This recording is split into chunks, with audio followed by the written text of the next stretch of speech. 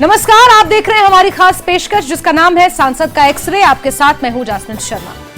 2024 के लोकसभा चुनावों की रणभेरी बहुत जल्द बजने वाली है। वो दिन अब दूर नहीं जब तमाम नेता जनता के सामने हाथ जोड़कर अपने लिए समर्थन मांगते नजर आने लगेंगे। ऐसे में 2019 में हुए लोकसभा चुनावों में जनता से किए गए अपने वादों और दावों पर नेताजी कितने खरे उतर पाए हैं, इसे परखने का वक्त भी करीब है। इसीलिए न्यूज 18 JKLH लाया है ये खास पेशकश जिसमें हम जनता से भी जानेंगे कि वो अपने सांसद के कामों से कितने खुश हैं और खुद सांसद से भी जानने की कोशिश करेंगे कि उन्होंने जनता से जो वादे किए थे उन्हें पूरा करने में वो कितने कामयाब हुए हैं। तो चलिए शुरू करते हैं हमारी ये खास पेशकश, सांसद का एक्सरे। हमारे देश की संसद वो पंचायत है जिससे हमारे देश की जनता की उम्मीदें और इच्छाएं जुड़ी हैं और इन उम्मीदों को पूरा करते हैं हमारे सांसद। आज हम बात करेंगे एक ऐसे ही सांसद के बारे में जो केंद्रीय राजनीति में अपनी एक अलग पहचान रखते हैं। सरकार की तरफ से हमेशा बेबाकी से अपनी बात रखने में माहिर है। उनकी पहचान एक तेज तर्रार युवा नेता के रूप में है। वो क्रिकेट के मैदान से सियासत के मैदान में आकर ऐसे जमे कि विरोधियों के छक्के छूट गए। जी हाँ, हम बात कर रहे हैं हिमाचल के हमीरपुर संसदीय क्षेत्र से सांसद अनुराग सिंह ठाकुर के बारे में।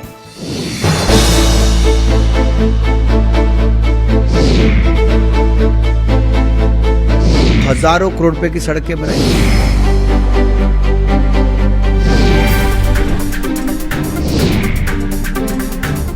अनुराग ठाकुर जी एक बहुत काबिल सांसद हैं।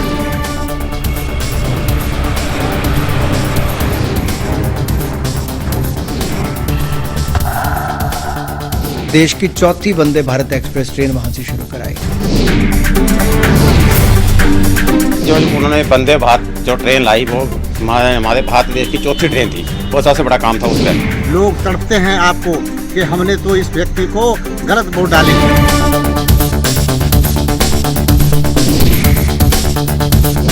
Central university, IIIT। Himachal Pradesh के जो स्टूडेंट थे ITI करने के लिए बाहर जाते थे, लेकिन अब अनुराग ठाकुर जी ने हमें अपने प्रदेश में ये सुविधा दे दी है।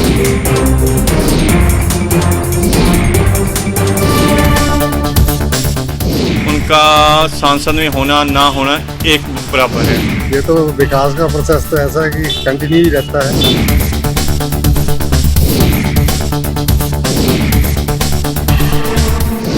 एज ए मंत्री वो बहुत अच्छा काम कर रहे हैं।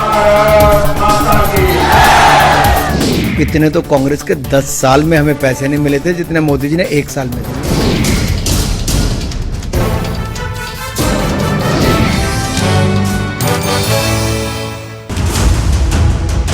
चलिए सबसे पहले नजर डालते हैं हिमाचल के हमीरपुर से सांसद और केंद्रीय मंत्री अनुराग सिंह ठाकुर के सियासी सफर पर। केंद्रीय मंत्री और हमीरपुर के सांसद अनुराग ठाकुर का जन्म 24 अक्टूबर 1974 को हिमाचल प्रदेश के हमीरपुर जिले के समीरपुर में हुआ। अनुराग ठाकुर हिमाचल प्रदेश के पूर्व मुख्यमंत्री प्रोफेसर प्रेम कुमार धूमल के पुत्र हैं। अनुराग ठाकुर ने अपनी प्रारंभिक शिक्षा दयानंद मॉडल स्कूल जालंधर से पूरी की। अनुराग ठाकुर ने पंजाब के दोआबा कॉलेज से BA की डिग्री हासिल की। 2016 में उन्हें टेरिटोरियल आर्मी में 124 सिख रेजिमेंट के लेफ्टिनेंट के पद पर नियमित अधिकारी नियुक्त किया गया। 2021 में अनुराग ठाकुर को कैप्टन के रैंक में पदोन्नत किया गया। अनुराग सिंह ठाकुर की क्रिकेट में भी दिलचस्पी रही है। उन्होंने रणजी ट्रॉफी के लिए भी हिमाचल प्रदेश की टीम का नेतृत्व किया है। 25 साल की उम्र में अनुराग हिमाचल प्रदेश क्रिकेट एसोसिएशन के सबसे कम उम्र के अध्यक्ष बने। अनुराग सिंह ठाकुर ने 2008 में भारतीय जनता पार्टी में शामिल होकर अपने राजनीतिक सफर का आगाज किया। अनुराग ठाकुर पहली बार मई 2008 में भारतीय जनता पार्टी के उम्मीदवार के रूप में लोकसभा के लिए चुने गए। 2009 में दूसरी बार हमीरपुर निर्वाचन क्षेत्र से संसद सदस्य बने। 2010 में वो नितिन गडकरी द्वारा अखिल भारतीय जनता युवा मोर्चा के अध्यक्ष नियुक्त किए गए। वो लगातार 4 बार 14वीं, 15वीं, 16वीं और 17वीं लोकसभा के सदस्य बने। अनुराग ठाकुर BCCI के संयुक्त सचिव रहे और 22 मई 2016 को BCCI के अध्यक्ष बने। अनुराग ठाकुर वर्तमान में भारत सरकार में केंद्रीय सूचना और प्रसारण मंत्री के साथ खेल एवं युवा मामलों के मंत्री हैं। इससे पहले अनुराग ठाकुर भारत सरकार में वित्त एवं कॉर्पोरेट मामलों के राज्य मंत्री के रूप में कार्य कर चुके हैं। 2019 में अनुराग ठाकुर को उत्कृष्ट प्रदर्शन के लिए संसद रत्न पुरस्कार से भी सम्मानित किया जा चुका है।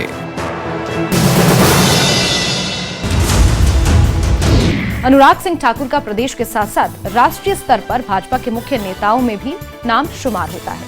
तो आइए हमीरपुर के सांसद अनुराग सिंह ठाकुर से ही जानते हैं कि इस संसदीय क्षेत्र में 17वीं लोकसभा का उनका यह कार्यकाल कैसा रहा और इस क्षेत्र के विकास के लिए उन्होंने क्या कुछ कदम उठाए हैं। न्यूज 18 जम्मू कश्मीर लद्दाख हिमाचल पर हमारे साथ बात करने के लिए विशेष मेहमान हैं अनुराग ठाकुर, जो कि हमीरपुर से सांसद है और केंद्रीय मंत्री हैं। सर, आपसे ये समझना चाहेंगे कि अगर हम पिछले 5 सालों की बात करें तो इन 5 सालों में हमीरपुर के लिए आपने वो 5 बड़े योजनाएं या हिमाचल की वो 5 बड़ी योजनाएं जिसके तहत, जिसकी बिना पर आप दोबारा चुनाव लड़ने के लिए जाएंगे। देखिए, पहली बात तो मैं कहूंगा कि हमीरपुर की जनता का मैं आभारी हूं जिन्होंने मुझे सांसद बनने का मौका दिया।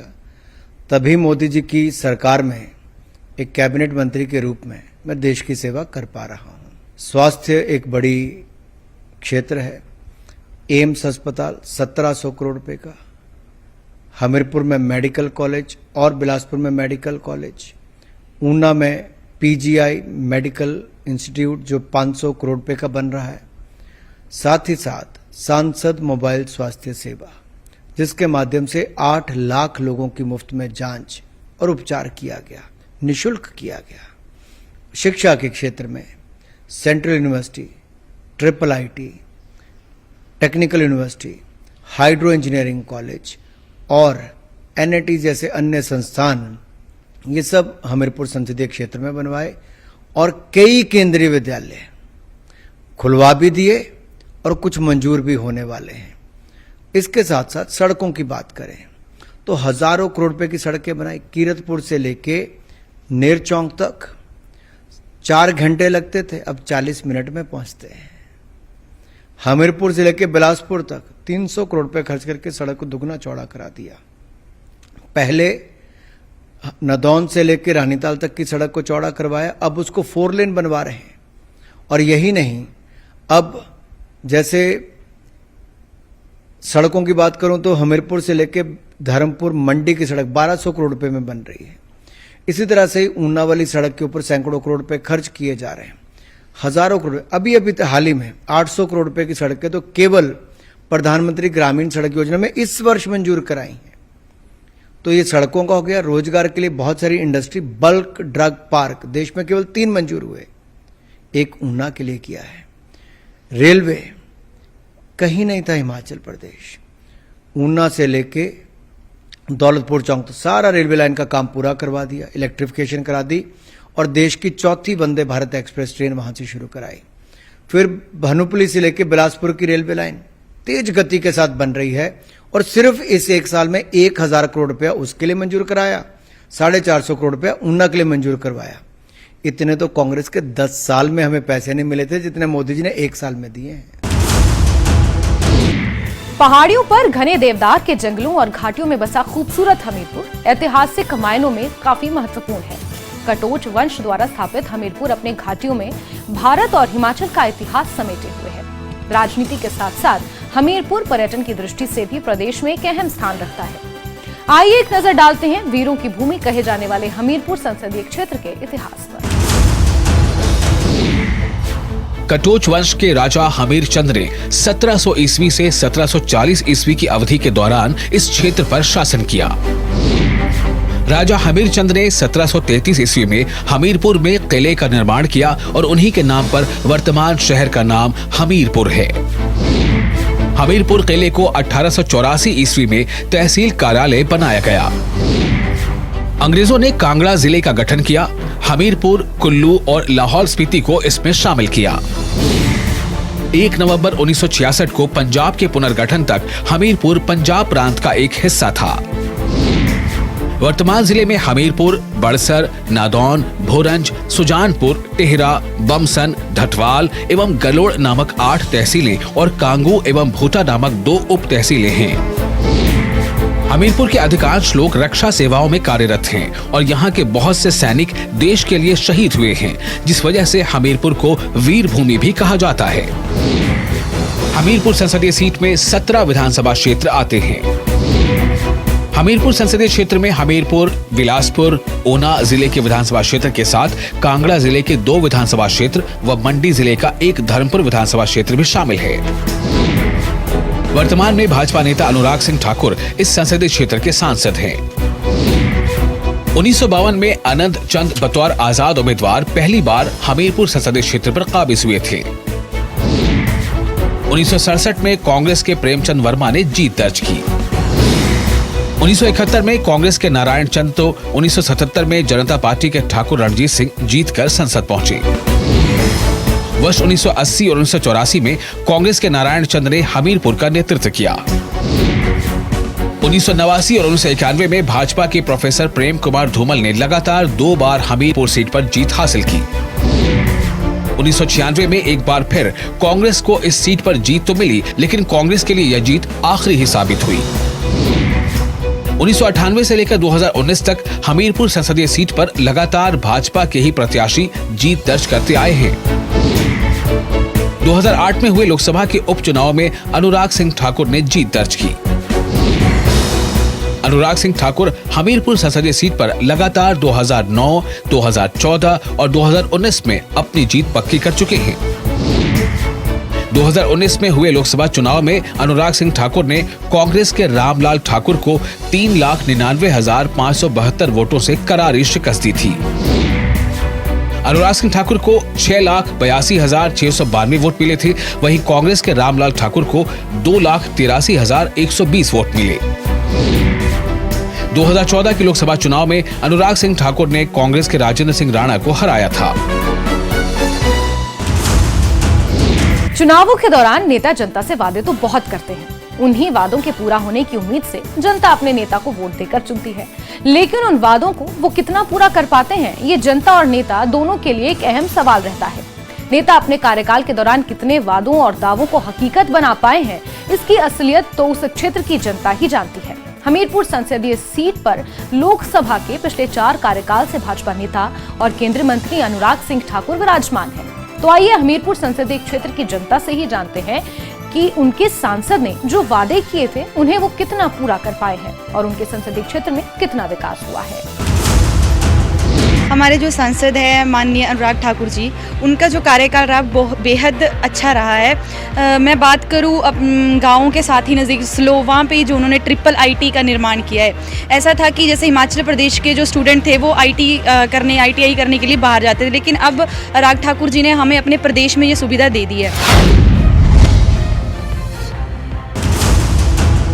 विकास हुआ है, विकास कर रहे हैं, लेकिन अगर ये भी क्योंकि अब ये भी इन्होंने देखो एम्स बनाया है, साथ में 4 लेन तैयार किया है और साथ में PGI का कॉम्प्लेक्स जो है वो बना रहे हैं वहाँ ऊना में, और जो है सड़कों का विस्तार किया है, साथ में जो है ये जो है IT का हब बना रहे हैं ऊना के पास। वो बहुत बड़ी देन है इनकी, जो सरकार ये काम कर रहे हैं केंद्रीय मंत्री।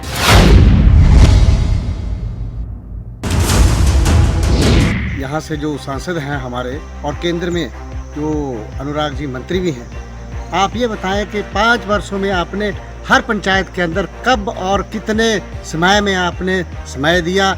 लोग तड़पते हैं आपको कि हमने तो इस व्यक्ति को गलत वोट डाले हैं। और मैं अनुराग जी से ये कहना चाहता हूँ, यहाँ इन्होंने बिलासपुर के अंदर तो बहुत ही ज़्यादा कम समय दिया है। सबसे बड़ी बात है कि जो उन्होंने वंदे भारत जो ट्रेन लाई, वो हमारे भारत देश की 4थी ट्रेन थी। वो सबसे बड़ा काम था उस टाइम। और उन्होंने IIIT का भी काम किया है, वो भी काम बड़े हैं जो कर रहे हैं वो, लेकिन अभी तक वो जितने काम पड़े हैं उनके लिए उनको समय भी चाहिए और लग भी रहा है। और हो सकता है कि टाइम इलेक्शनों से पहले वो काम कर भी दें। और बाकी कई कमियां भी होती हैं, मतलब जैसे लोग बोलते हैं, लेकिन उन कमियों को वो पूरा कर लेंगे, क्योंकि वो एक अच्छे और दमदार नेता हैं। उनका मतलब जैसे बोलने चलने का स्टाइल है, जिस ढंग से वो नरेंद्र मोदी जी के प्रिय नेता भी हैं, उस वजह से वो हिमाचल को काफ़ी आगे तक लेके जा सकते हैं।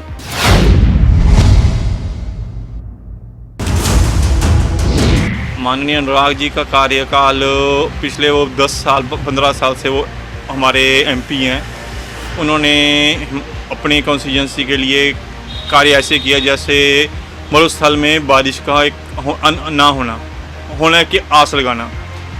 उन्होंने पीजीआई सैटेलाइट सेंटर दिया, जिसकी 4 दीवारी 4 बार तोड़ के बन चुकी है, वो नहीं है।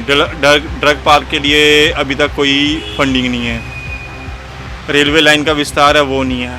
उनका सांसद में होना ना होना एक बराबर है।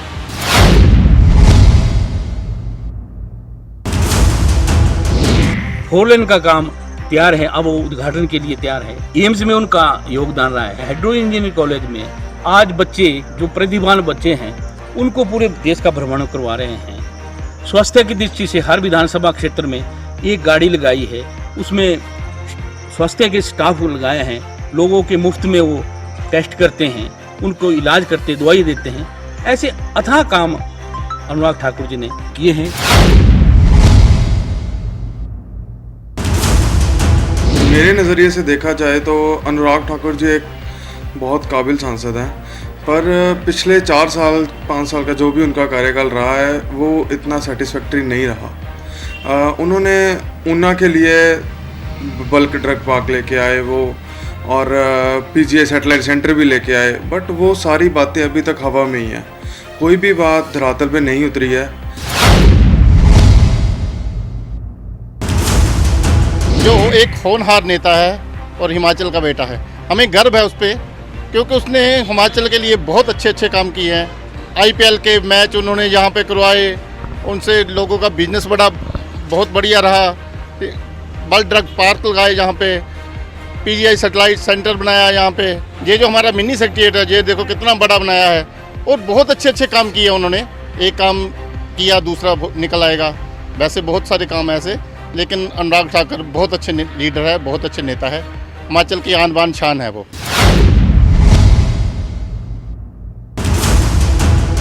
उनका कार्यकाल बहुत अच्छा रहा। तो पिछले 15 साल से लगातार बतौर सांसद मीरपुर पार्लियामेंट क्षेत्र से नेतृत्व कर रहे हैं। तो उनके इस कार्यकाल के दौरान इस पार्लियामेंट के क्षेत्र में बहुत से विकास के कार्य हुए हैं। बहुत सारे ऐसे कार्य तो कभी खत्म ही नहीं होते। ये तो विकास का प्रोसेस तो ऐसा है कि कंटिन्यू ही रहता है। जो उनका पार्लियामेंट के क्षेत्र है उसके अंतर्गत जितना भी एरिया, उसमें जगह जगह स्पोर्ट्स यानी कि जो खेल केंद्र बनाए जाएं, ताकि हमारे युवा जो पीढ़ी है जो नशे की ओर जा रही है वो खेल में रुचि ले, भाग ले और प्रदेश का नाम ऊंचा करे।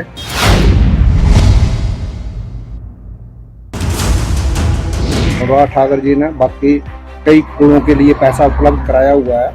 अनुराग ठाकुर जी ने कई रस्तों के लिए ऊना में वंदे भारत चलाई हुई है।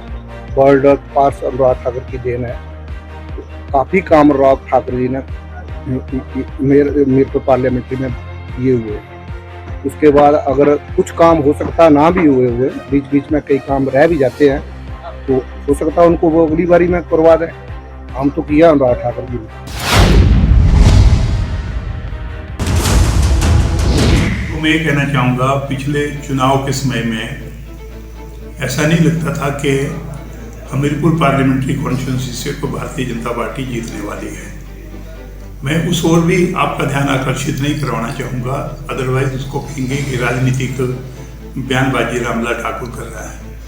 लेकिन मैं इतना जरूर कहना चाहूँगा कि पिछले चुनाव के समय में जो लोगों को वायदे किए गए थे, लोगों से, नौजवानों से वायदे थे, महिलाओं से वायदे थे, किसानों से वायदे थे, और यहाँ तक कि मैं कहना चाहूँगा कुल मिला के जो लोगों से मोटे मोटे वायदे जो किए थे वो सारे के सारे झूठ निकले। और खुद जब केंद्र सरकार में आने के बाद लोगों ने ये कहना शुरू किया ये हमारे जुमले थे चुनाव को प्रभावित करने के लिए, तो मैं ये कह रहा हूँ कि जुमले अब चल रही है। अब राष्ट्र में जो है जो हमारी इश्यूज़ हैं, चाहे वो महंगाई का इशू है, चाहे वो पीने के पानी की बात है, चाहे वो गांव में जो है वो सड़कें बनाने की बात है, चाहे वो बिजली गांव में पहुंचाने की बात है, ये मैं कहना चाहूँगा कि आज की तारीख में जो अनएम्प्लॉयमेंट है वो बहुत बड़ा इशू है। और जो कहा गया था कि 2 करोड़ रोज़गार हम सालाना देंगे, वो कितनों को मिला है ये मैं कहना चाहूँगा ये लोगों को मालूम है। और आज की तारीख में आने वाले जो चुनाव होगा उसमें जो मुद्दे होंगे वो राष्ट्रीय मुद्दे होंगे। अब कोई भगवान राम के नाम पर वोट नहीं मांगे जा सकते। अब मुस्लिम और हिंदू के नाम से वोट नहीं मांगे जा सके। अब वोट जो है कि आज की तारीख में क्या किसानों को न्याय मिला है, क्या किसानों की जो इनकम है वो दुगने से ज़्यादा 4 गुना कीमत कही गई थी, और क्या नौजवानों को 2 करोड़ रोजगार मिल गए हैं, क्या आज पूरे हिंदुस्तान में जो वायदे किए थे प्रधानमंत्री जी ने वो पूरे हुए हैं। आज मैं कहना चाहूँगा महंगाई बहुत बड़ा इशू है। आज महंगाई से जो गरीब लोग हैं वो त्रस्त होते जा रहे हैं। बड़े बड़े उद्योगपतियों को जो है वो जो पैसा है वो लुटाया जा रहा है, और आज की तारीख में किसान जो है वो पिसता जा रहा है। ये मुद्दे जो है आने वाले चुनाव में पूरे हिमाचल प्रदेश को छोड़ो पूरे हिंदुस्तान के मुद्दे हैं। और यहाँ वक्त हो चला है एक छोटे से ब्रेक का, हम जल्द हाजिर होंगे।